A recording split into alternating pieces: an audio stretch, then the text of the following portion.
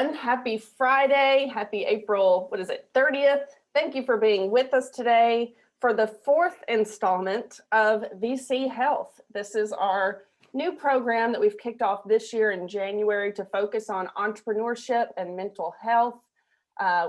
Entrepreneurship is a difficult space to be in, throw in a global pandemic.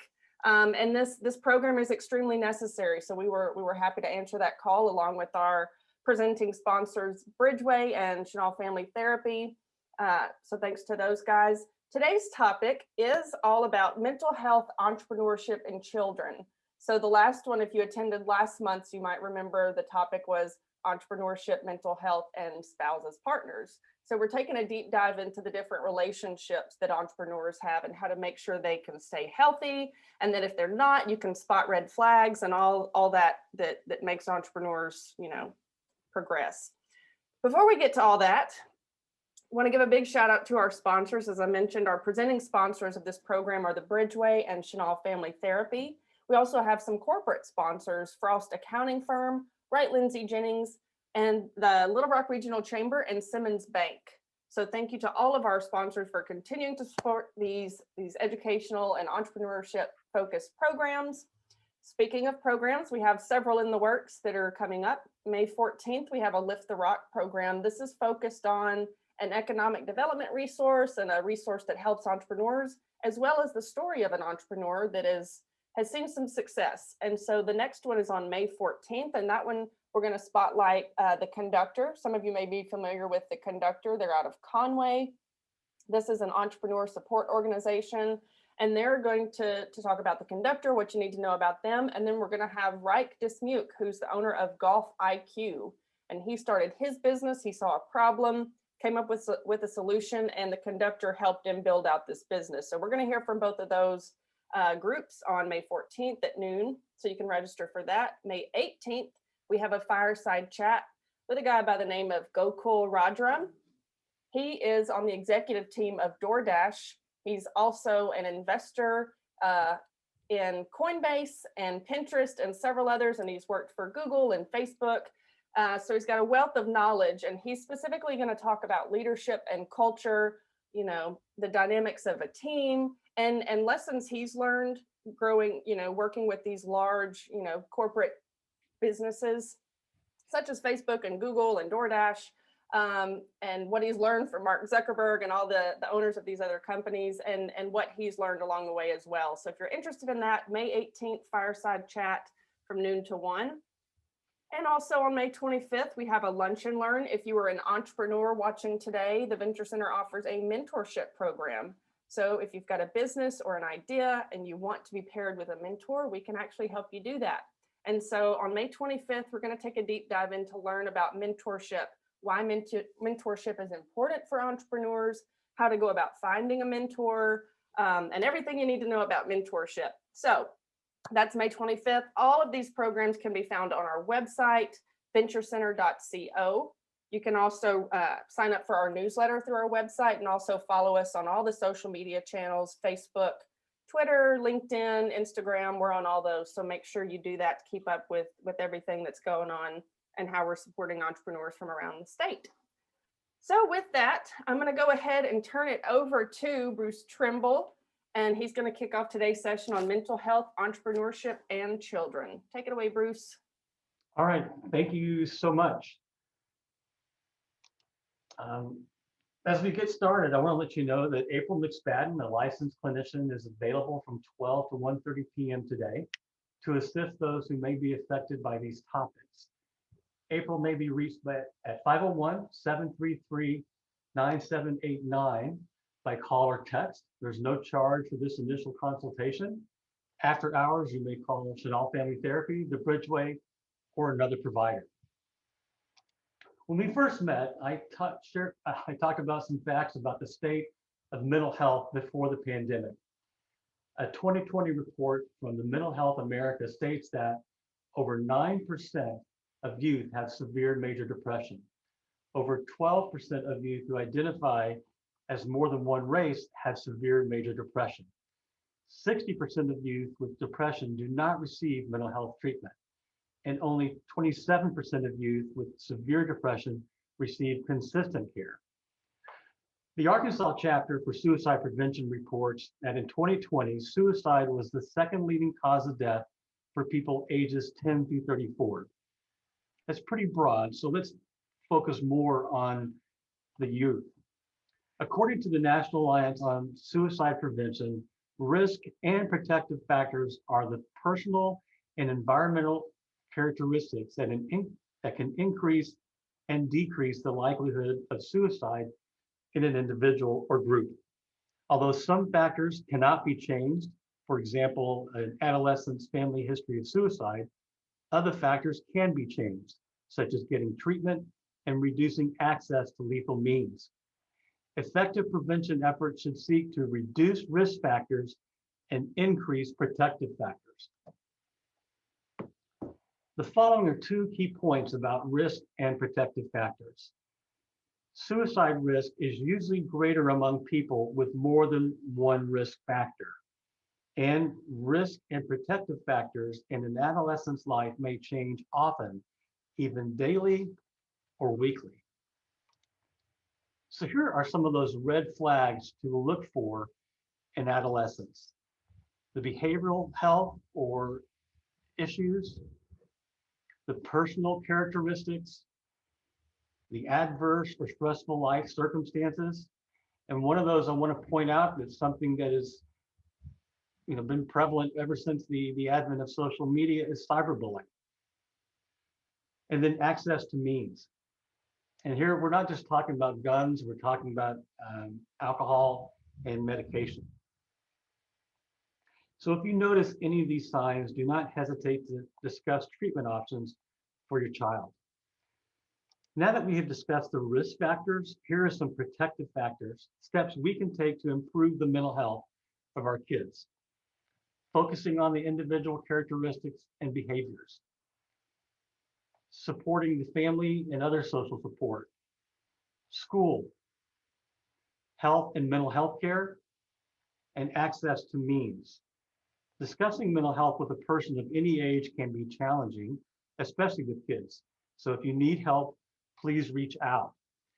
I'm sharing with the Venture Center today some handouts that speak to these topics so that people can have some resources at their fingertips.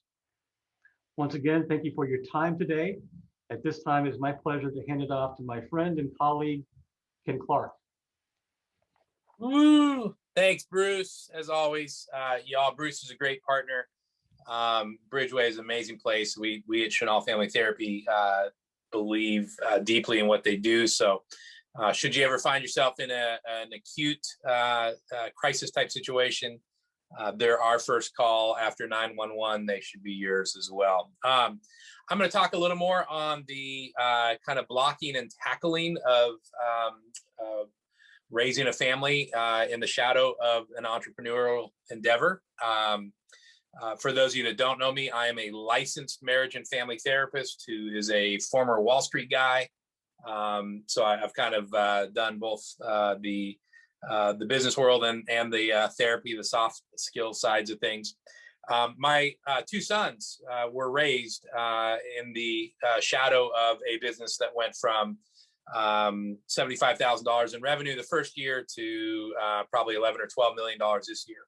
And they've seen me work 80 hours a week. They've seen me curled up in a ball out of anxiety. They've seen me enjoy the spoils of it and the applause and accolades. And they've seen me come home and want to quit. So my kids, probably as much, if not more than my spouse, are kind of a sentinel, somebody who's really watched the entrepreneurial journey. So with that in mind, I want to share some things that are there from my hard lessons. If you're an entrepreneur raising kids, you are going to screw it up. I have screwed it up. You're going to have some successes in there. So we do our best to share best practices, not feel shame about these things, but just learn and do it better in the next iteration. So I want to share some overarching theory and then some tips. Probably the 2 biggest things that I've observed. One is a marriage and family therapist who gets to work with a lot of C-suite type executives and families and affluent individuals. One of the great ironies is people spend a lot of the money that they made all those years trying to repair their relationship with their children in the last 15, 20 years of their life.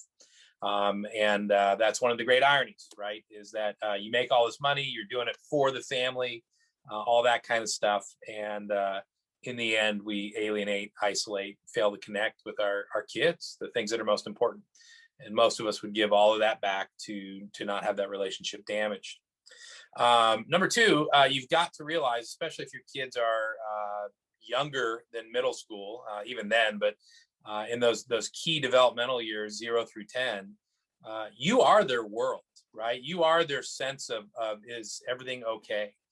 Remember, these are individuals who still believe that a overweight person squeezes down the chimney and leaves presents, or a rabbit comes by on a holiday and hides Easter eggs, right? Their concept of reality is heavily based around what you tell them and how you're doing and how you see the world.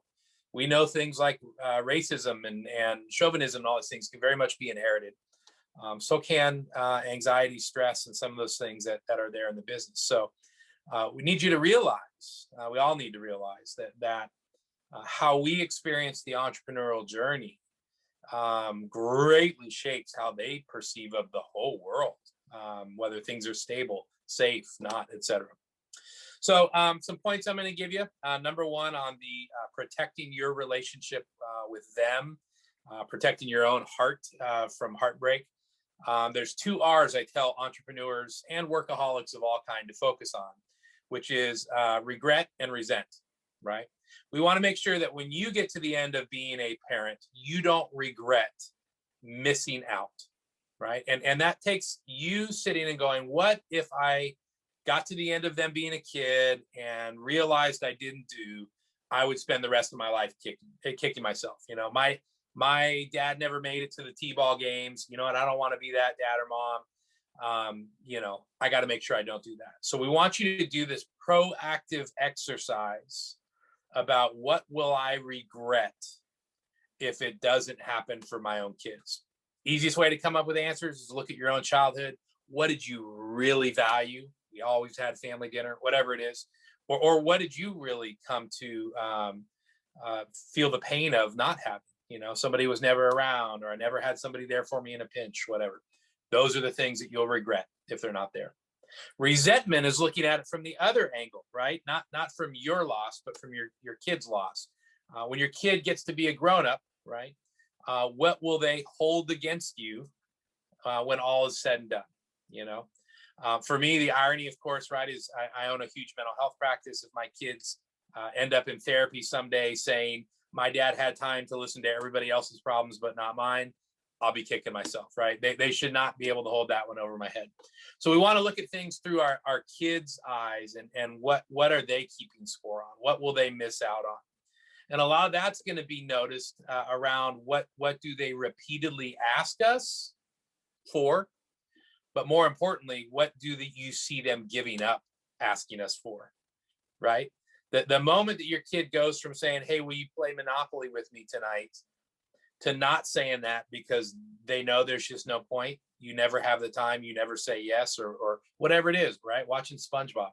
The moment they give up on that, that's the moment where resentment is crystallizing in their heads and their hearts someday. So keep an eye on what your kids are asking for. Keep an eye on what your kids have stopped asking for, not because they've outgrown it, but because they realize mom or dad doesn't have time for that. And that's how you monitor what they are going to possibly resent. I want to encourage you to have the mindset of creating snapshot memories with your kids. In the end, if you can be a very busy individual. A lot of us are as parents. Heck, a lot of us were raised in the latchkey generation, right? Go Google that if you're a millennial. But a lot of us know that mom and dad aren't around, that they work really hard, all that kind of stuff, especially if you come from a single parent home. But nonetheless, we want to be able to populate their memories with snapshots, with moments where they can remember a great trip, an annual tradition, a moment where you laughed so hard that milk shot out your nose, you know, like whatever it is, right? They need those snapshots in their mind to really feel like they have that piece of their childhood there. To that end, I would encourage you, and one of the things that all of us as entrepreneurs learn too late, and people should hold us accountable to, the mentors in our life, is we need to make our schedule bend to our kids. If you're an entrepreneur, your business is the only thing that will suck up more time than your children, right? Children can be a bottomless pit of needing and wanting attention, but a business and your anxiety about it is even more. So schedule your kids and make the business bend to that, not the other way around. If you try and fit your kids in where the business is not, they'll never fit in. Have a daily, weekly, monthly, quarterly, and annual goal for your relationship with your kids, right? My daily goal is every day, and I'll talk about this one in a second, my kids are going to hear from me or see a text that declares my enjoyment of them. Not my love of them, but my enjoyment of them.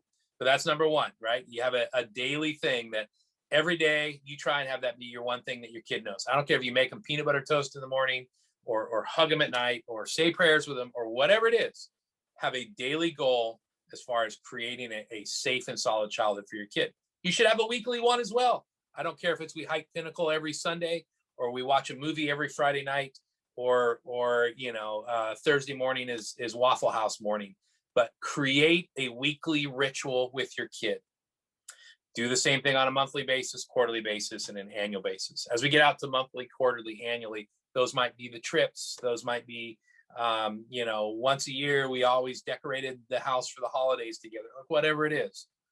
But know what your goals are, right? If you don't have goals, you're not going to hit them. Michael Scott, Wayne Gretzky, right? You miss every shot you don't take. Number two, we want to encourage you that you need to create an era, like an overarching sense of play and laughter. Most of us, when we really stop and think about it, a well-lived life has a lot of play and a lot of laughter in it. And play is not just for kids, right? For a lot of us as entrepreneurs, the business is our playground. This is where we find the best version of ourselves. This is where we have a lot of fun. So you've got to figure out how to inject play and laughter with your children, whether they're 25 or 3 years old. That's got to be a priority. A lot of those things that Bruce talked about, that despondency and that loneliness and all those things that can kind of lead to that dark place. It's pretty fair to say that there's a low level of play, laughter, and connection in the lives of those people. Not always, but those things are usually missing. That there's a high correlation there between isolation and self-harm. You need to be aware of osmosis. So we got regret, resent, play, laugh, osmosis. What do we mean by osmosis? There are things that naturally kind of seep from you into the people around you, right? And there's a saying that be careful of what you tell your kids. It'll become their inner voice. The words you use to describe them, their behavior, your frustrations become their inner voice about themselves. If you look in the mirror in front of your kid and say, I'm so stupid or I'm so ugly, those become the words that they learn to use as well. The same is true for how we view business and work and money stress. So the part of me that comes home and throws down my briefcase and says, these dang employees, they never appreciate yada, yada, yada, yada, right? And I rant and rave in front of my kids. That goes into their brain as programming. And someday when they get promoted to manager of the little company they're working at or are put in charge of some volunteers at a local nonprofit, that becomes the voice that recurs in their head because it's seeped into them through your own venting. So be very aware of what you're putting out into the space. Kids are sponges, right? They take in so much more than they let on. So you need to be careful how you're venting about all these different aspects of the entrepreneurial journey, right? And a lot of us do vent. That's part of being an entrepreneur. We feel the highs and we feel the lows more than a lot of people. Nowhere is this more true than entrepreneurship itself, right? That the language we use to describe this journey, something that we think is really cool. We think probably it would be pretty cool if our kids someday started a business, all that kind of stuff. If we overly deify or demonize, right? If we make the entrepreneurial journey too amazing or too horrible, then our kids are never going to want to work for themselves, even when they're working for somebody else, right? Because no matter where you work, you're always working for yourself. So if we never show them the struggles of entrepreneurship, then they're going to go into it blind, thinking, the business that I saw mom have after she struggled for 20 years, that's what's going to happen the first time I open a lemonade stand. And that's not realistic. And we don't want that to creep in. Likewise, if all they ever hear is the lows and we never share the highs, or we never explain why this journey connects with us at a deep level, why Ken has found the best version of Ken building this business in Arkansas, right? Why this is my calling. If they don't ever hear that and all they hear is the bad, then they'll never understand why we did what we did, or why they would want to think about doing that themselves. So be very aware of osmosis, how what you say, write, post on your Facebook wall, whatever, creeps into their minds and their mindset. And lastly, ask how your kids are doing regularly, and using open-ended questions, right? Every parent in here, probably on the count of 3, could give the same answer, with the facial expression about when you ask your kid, so how was your day at school?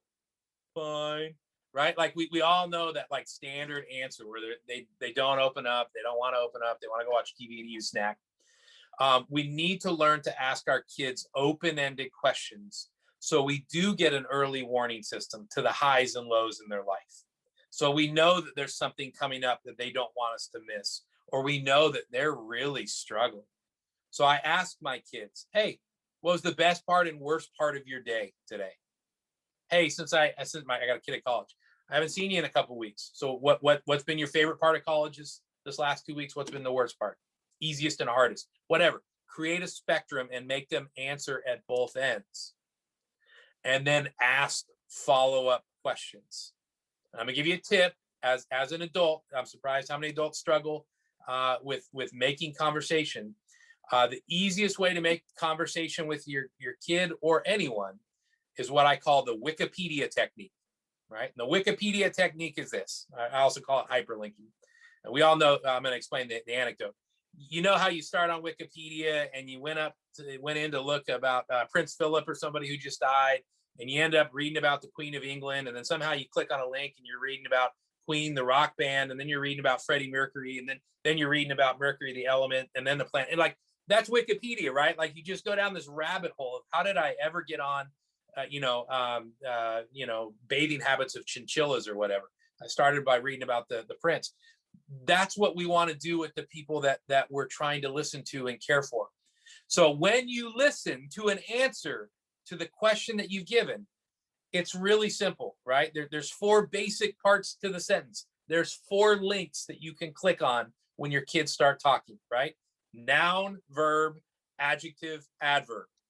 Pick one, whichever one grabs your attention the most. School was really boring. Okay, boring. Click on that. What made it boring, right? Why is it boring? Or school, like, oh yeah, so who's in your class? Pick whatever grabs your interest the most. Click on that next. And then when they give an answer out of that sentence, pick the noun, verb, adverb, adjective that you like the most and click on that. Do that 2 or 3 times and you'll be amazed what you uncover. You'll end up on bathing habits of chinchillas or something. Like, that's how you get down to the stuff that you didn't even know was there. But it starts by asking open-ended questions from our kids on a regular basis. Spectrum questions, right? What was the best? What's the worst? Hey, what's your favorite part about your dad owning a business? What's the worst part about your dad owning the business, right? That's how we get down inside our kids' heads and figure out what's going on. Also works great with spouses, employees, and even people you're selling to or trying to build business development stuff with. So I'll stop there. We got some big stuff, right? All of it comes back to Maya Angelou, right? People won't remember what you said or what you did, but they'll remember how you made them feel. All of these things are about creating a feeling. Most kids and most of us won't remember most of the specific moments where we won or lost the battle to have a good, mentally healthy relationship with our kids. but we will remember the way those things feel. Side note, bonus points in this day of social media and influencing and all that, where we've all kind of learned to hate the people that humble brag, right? They, oh, another rough day in the Bahamas. Like we get that, right? Like that we shouldn't be doing that. Your kids someday, our kids someday, will have a greater insight into our day-to-day existence than any generation ever before them. And if you are regularly posting things on there with the mindset that my child will see this someday, and the things that I say about my day were about them, and therefore they will conclude, wow, they were really about me, you are creating a permanent document, a permanent legacy. The letter to your kid that we all wish we would have gotten to write if we got hit by a bus, that they can look back on. And there's a picture of you holding your kid saying, being a dad is my favorite thing in the world, or being a mom. Who cares if everybody thinks you're humble bragging or whatever? The one person's opinion who really matters, your kid, will look back on that someday. So use your social media to document how much you like your child, not just how much you love them, but how much you like and enjoy them. And you will raise a kid who's got a much better shot at having kind of that mental health balance and knowing that they're loved and valued, knowing that the world is a better place with them than without them. So I'll zip it there. I'll turn it back over to Ashley. We will open it up to questions. As always, super fun to be a part of. Reach out to Bruce's team or to Chenal Family Therapy if we can help you with anything. Thanks so much, Ken and Bruce. I don't have kids, but I have friends with kids. And so I feel like I've learned some tips to maybe interact with their kids. So this is awesome. And I was dying laughing on the other side, muted, when you were talking about the rabbit hole, because I, on a regular basis, go down the rabbit hole on YouTube. So totally get that. We do have a question. And for our audience members, if you have a question come up, feel free to post that in the chat or use the Q&A function or raise your hand, and we'll get that answered. So this person says that they love all of this. My oldest does not like to answer questions at all. How can I get him to talk so I can get that range? Even open-ended question, he doesn't want to answer. Yeah. So they never really do, right? That's why they give you the fine answer, all that. Number one, even if your kid never gives you an answer, it is valuable for them to be able to conclude as an adult that you never gave up trying, right? If nothing else, that you could fail at every attempt to give them to get them to talk, but them being able to draw the conclusion as an adult that my mom, my dad deemed me worth chasing is so valuable, right? So number one, don't stop, even if it fails every single time. Number two, some different things that work well. Number one, it really changes by age, right? At some point they'll talk your ear off and you'll be like, oh, good grief. Like, I thought I wanted this, but go somewhere else for an hour. So one, you got to figure out what they like and find out how to become an aficionado of that as well. Huge kudos to my wife who leaned in. Our son, who's a sophomore at Fayetteville, is an absolute movie junkie, kind of like his dad. My wife, somewhere around the middle of high school, began saying yes to every single opportunity to watch a show, movie, or series with him. She sat through stuff that, as a mother, she's like, I can't believe I'm watching this with my child. But she jumped at every opportunity. And it's amazing how out of those organic conversation eventually popped up about politics, about life, and eventually about mental health. So that's number one, is look for those things. I don't care if they're into Pokemon or TikTok or whatever. Go where your kid is and spend time there, right? Mentally, intellectually. That way they can connect. Number two, I am an absolute fan of a game that you can buy at Barnes & Noble or other places called Loaded Questions. It looks like Trivial Pursuit, if any of you are old enough to remember the Trivial Pursuit cards. But they're cards, I don't even care about the game itself. The cards are awesome. So they're fairly non-heavy questions that are pretty fun to answer. Like, if you could get rid of one state, which state would you get rid of? Or something like that. And it is amazing how, it's kind of one of those things that people can't help but answer because it's not really about them. It's an interesting question. It draws them in. So I encourage families that struggle to make conversation, go buy that thing. There's 500 cards in there, rubber band a bunch of them, throw them in the glove box, throw some on the kitchen table, throw some. And when you get bored, just start asking questions. If they've got a younger sibling, you get to parlay the younger sibling, right? The younger sibling probably always wants to talk. They probably talk so much they annoy the older sibling, or a friend who's over there or whatever. Use that person, talk to them, and then be like, okay, what's your answer to your kid? So there's a lot of ways to do that. Last but not least, this is kind of some Brene Brown stuff. Tell your kid that you would like to have better conversations with them and ask them how to do it. Right? One of the mottos in our company, culturally and operationally, is why guess when you can ask? Like, there's an immense amount of time that goes into guessing how to do things. When there's somebody there, it's like 50-50. They might just tell you if you ask. So tell them, like, hey, I don't want to be that parent that drives you nuts, that is annoying, that's clingy or whatever. At the same time, I really do want to talk to you. Is there a better way to do it? Better way to bring it up? Better time? Things I should and shouldn't ask about? And your kid will probably roll their eyes like they always do. They'll make you feel a little rejection, and they'll say, I don't know. Not after school. Okay, mental note, not after school, Don't forget, and then I'll shut up and let anybody else pipe in. Don't forget that our kids all work a job that none of us would want to go back and work, namely middle school and high school at some point, right? The reality is when I come home after a long day, I don't feel like being grilled. And I get paid to go there, and I'm finding all my purpose there, right? High school was easier than being an adult, paying taxes and all that. But nonetheless, for them, in the world they know, they go somewhere and they've got, 5 or 6 different bosses, all of whom can make their life hell by calling home. They got a bunch of extra work they have to take home, none of which we want to do at our own jobs. By the way, they don't get paid, right? And their whole social life depends on whether or not you're, it's just like none of us would want that as an adult job. So do remember that your kids are burnt out and exhausted, and sometimes not wanting to talk is the same part of us that's sitting in our office or our cubicle, and we see that one person from work who comes and talks our ear off, and we're like, oh gosh, go get a cup of coffee or something. Like sometimes we're that person to the exhausted kid who is working their butt off. So, all right, I'll shut up. Anybody else want to chime in there?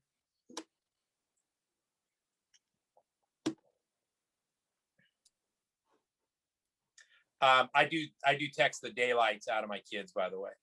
Since that's the world they operate in, I text my kids a lot, and I text my kids in non-responsive ways. So I don't need them to. I literally say, hey, I just want you to know, I think if you're a cool kid, no need to respond. So it's always in their face to the point we hate it, right? Might as well use it. It's right there. Go ahead, Ashley. Sorry. No, you're fine. I was going to see if Bruce had anything to add. Okay, we do have another question. Cell phones, social media, and snooping. What are parental best practices for monitoring or intervening?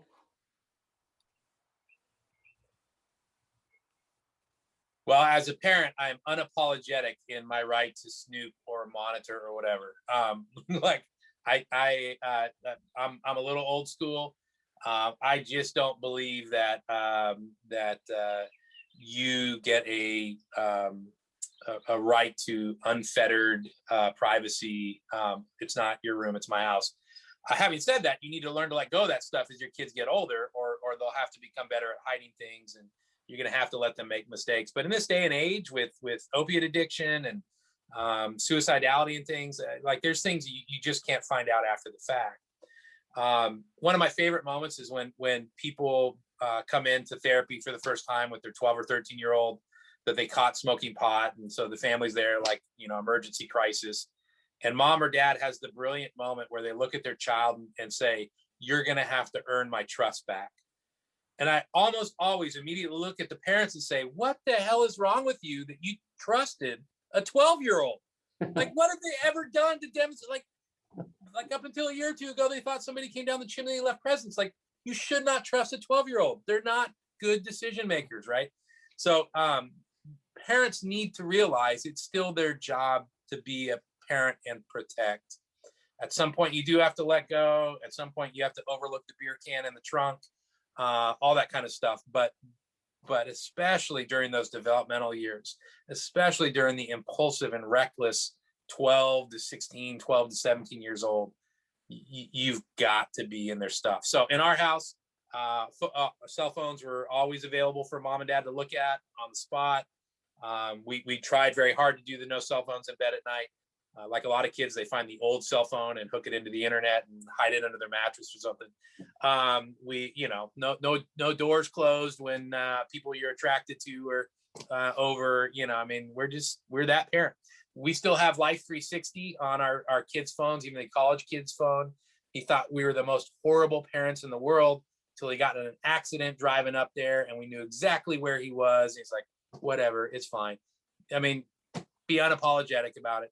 Don't believe that no other parents are doing this stuff. Your kids will try and tell you you're the worst parents ever. No other parents. Don't buy it. Every other good parent is up in their kids' grill looking at all this stuff. Rant over. I love that. Bruce? How can I top that? Yeah. Yeah. I think one of the... I monitor Bruce's cell phone just to keep him out of trouble. So. I've been meaning to talk with you about that. Yeah, right? I remember as a kid, I think one of the worst things to hear from your parent was that they were disappointed. They're not mad. They're not, yelling. They don't do it. They are as calm as a cucumber and say that they're disappointed. That hits hard. That hurts. Well, and it hits hard because it hurts. And I'll tell you, this is one of my biggest things. One of the core beliefs in my whole existence as a person, therapist, husband, kid, father, is this line: to be loved without being liked means you're being tolerated. And that is one of the most painful things in the world, is to realize somebody that you enjoy and admire is simply tolerating you or putting up with you. And when we talk about the despondency and the desperation that leads to things like self-harm and suicide, often those people feel like, at best, the world around me is putting up with me. Disappointed parents are people who didn't understand the gig they signed up for. As Brene Brown says, expectations are the seeds of resentment and disappointment, right? Like the reality is they're kids. They're morons for a period of their life. Their personality disordered for a period of their life. Their job is to bump up against the rails. Your job is to keep them from going over. But don't be disappointed. Otherwise, you don't understand humans, right? And that could traumatize your kids. Ground the daylights out of them. Take away all their privileges. But learn to laugh at the process while you're doing it. This is what you signed up for. That's a fantastic point, Ken. And another question's come in. I think this question, whether you're an entrepreneur or not, this is a valuable question, and they'd like to get your take on it. They feel that this year has been a year of parental neglect, focusing on work. And how do you tell them about repairing a year of overworking? Well, I would tell you that apologies without grief aren't very good apologies. Any of you that have raised kids, right? You need to say sorry to your brother. Sorry. That's not a real apology.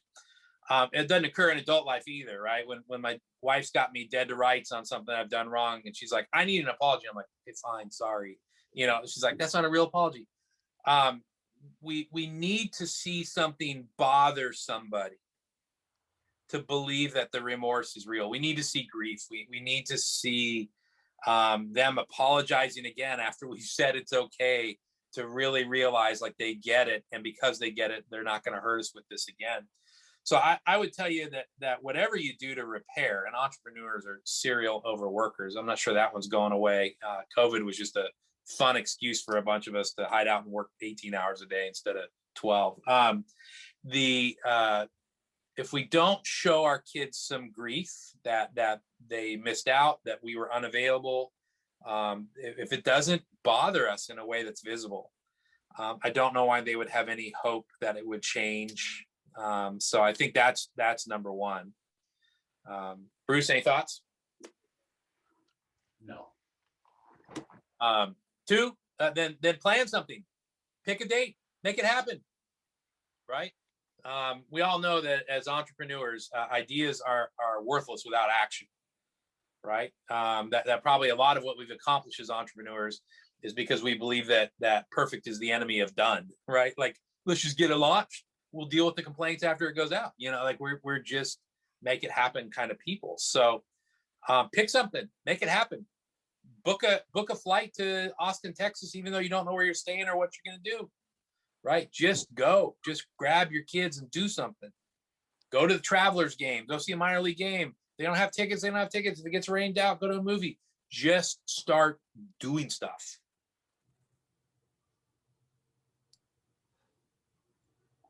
Thanks for that input, Ken. And this kind of goes with another question. They had a question about routine versus spontaneity. Do you build those into your schedule, and they know every Thursday at 4 o'clock they go to get ice cream, no matter if it's 20 degrees below or whatever, or spontaneity or some mix of the two? Well, I'm on a terrier today, so I'll keep going. So I'm a big believer in the tomato plant analogy, right? So and I use this to talk about busy couples and why they don't have enough sex, and I use it to talk about parents and why they don't hang out with their kids more and have laughter. Here's how a tomato plant works, right? You pick a pot or a spot for it to grow in, right? Structure. You plant the seeds, deliberate action. You provide a trellis or whatever for it to grow on, right? More structure. And then it does whatever the hell it wants. Spontaneity, right? So what we know is that spontaneity occurs best sometimes within structure and routine. That jazz is not people making up notes, right? Bruce is an incredible drummer, by the way. If y'all didn't know this, Bruce is one of the most well-known air drummers in all of Arkansas. Usually Rush, by the way. So sorry to go off topic there, but the jazz is something that incredibly well-practiced musicians do and create in a way that looks like complete improvisation. I remember watching Michael Jordan as a kid. If any of you got to watch Michael Jordan, that guy had shot so many balls through the hoops that when he would get knocked halfway sideways, falling through the air, he could still figure out how to lob that ball up there and get it in the basket. Not because he was so good at spontaneous moments, but because he had done the basic routine so much that there was room to improvise on top of it. So I'm a big believer in creating space for connection and intimacy, but not demanding that connection or intimacy happen. So going out to talk with your kid every week is a great routine. Demanding that you and your kid have a deep moment every week is unrealistic. That's not how things occur. So create the space, create the routine, and then wait for the magic to happen. Given enough time, it will.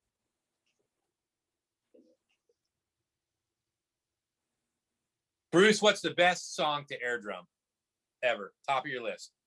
Well, it is a Rush song. It's The Spirit of Radio. So you nailed me there pretty well. I will say that as a musician, and it's not just the air drums, I do play actual drums. You do have to have that structure in order to be improvisational. You've got to know the basics. You've got to have the foundation, because if you can't keep a basic beat, nobody's going to want to listen to you. So I try to apply that in my work too. I know that in order for me to be creative, in order for me to be more supportive, I've got to have the structure. I've got to have the organization and the boundaries, and then I can maybe go outside the lines. But I apply the same principles with my team too. So. Well, it makes me think even a drum set is structure, right? You know exactly where that snare is or where the hi-hat is. So you can instinctively play with it and create because you know where it is. Its structure is set. Mm-hmm. Yeah. Side note, if y'all have not, Bruce probably seen it, but there's a new movie out called The Sound of Metal, which is an absolutely spectacular movie about mental health, hearing impaired folks. I mean, it's just a great all around movie to watch. Yeah, I agree. This is a fascinating topic, and we talk about mental health, a little bit about drumming and hobbies. We end up on chinchillas every time. And see, this is the rabbit hole. It organically and spontaneously happened.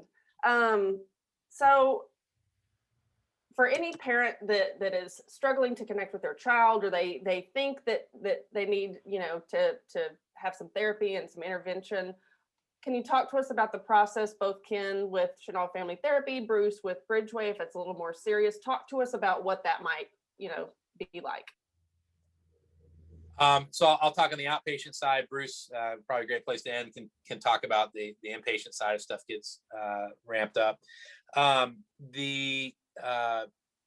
Number one, finding the right fit on a therapist is like finding the right fit on a hairdresser or a masseuse or anything else, right? So please don't be discouraged if your first attempt at finding a therapist or someone to talk with your kid doesn't feel like a good fit for you or them. It really is personal. I've got a very brash, in your face style that doesn't work for some people, right?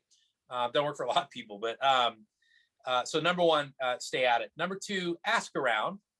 Again, you're not the only parent who struggles with their kid. I can tell you, as the person who runs the largest private practice in the state, most of your friends are getting therapy, and a lot of them are getting therapy with their kids about their kids. So ask around, ask who you like. Say, here's what's going on with my kid. Does anybody have any good connections? Don't do that on social media where you're going to traumatize your kids by airing their dirty laundry, but ask around for an opinion. Last but not least, don't over therapy a kid, right?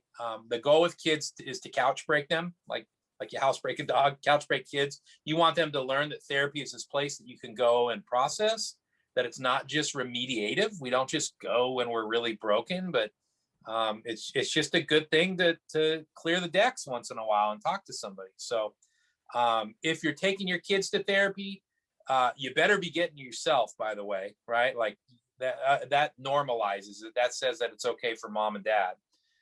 So be transparent. Don't demonize therapy. Don't make it just about what they're doing wrong.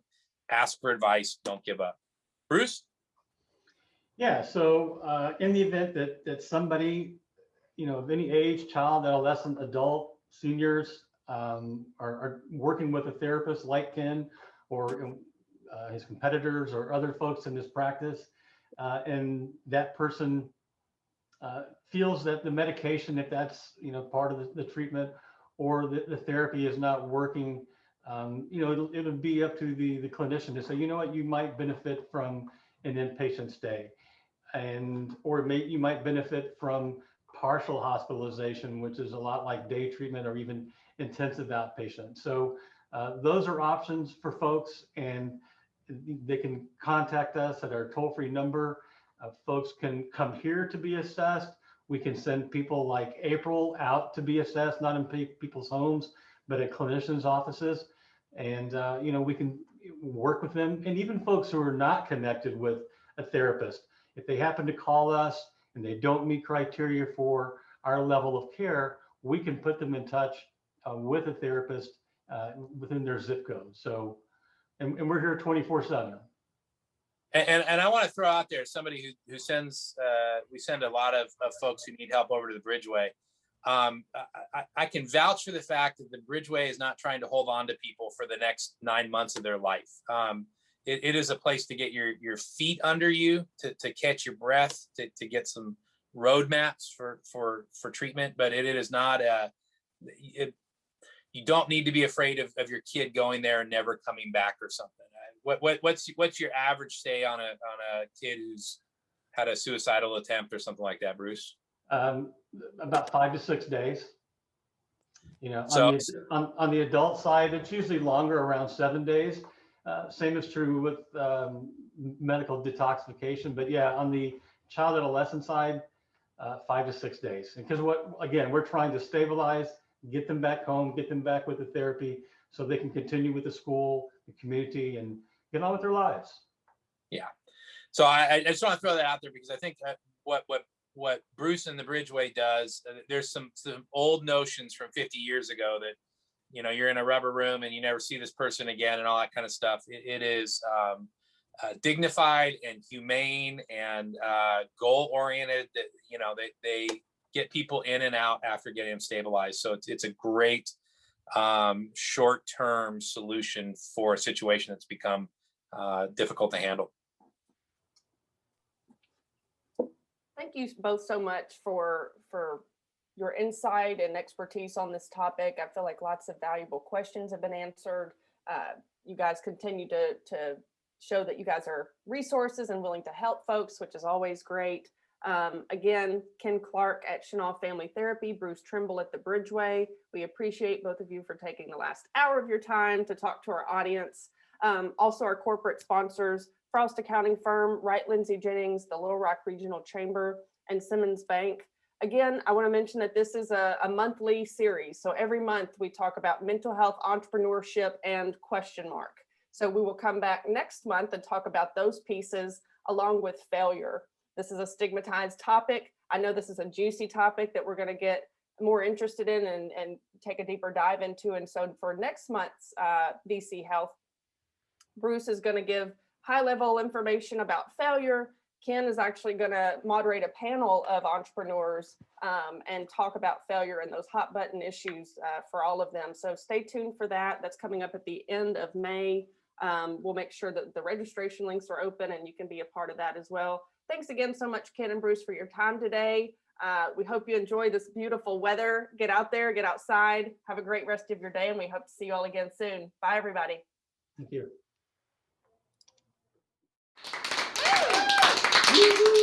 All right.